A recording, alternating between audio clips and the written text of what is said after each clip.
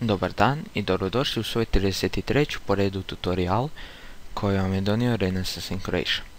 U ovom tutorialu ćemo naučiti treću metodu, znači ne postoje samo get i post metode, postoji treća metoda. Ta treća metoda zove se request metoda. No, znači tu request metodu ne možete napisati u ovo tu polje metode. Znači ne možete tu sada napisati request, nego tu znači možete napisati ili post ili get.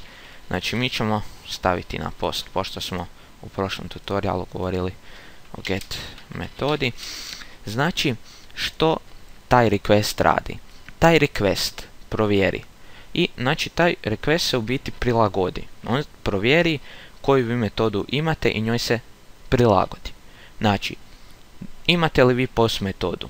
Ok, onda znači uzimam post metodu. Imate li vi get metodu?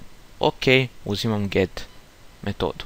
I znači to možemo provjeriti tako da tu napišemo, znači dolar, donja crta request i znači to spremimo, odemo na localhost test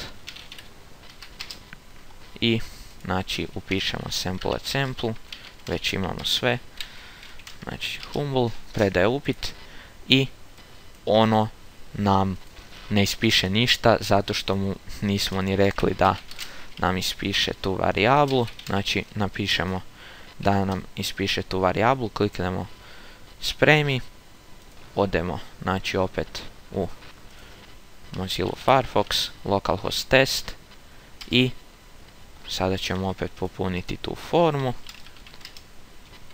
i ono bi nam trebalo ispisati sample at sample.com. Znači kao što nam je ono ispisalo.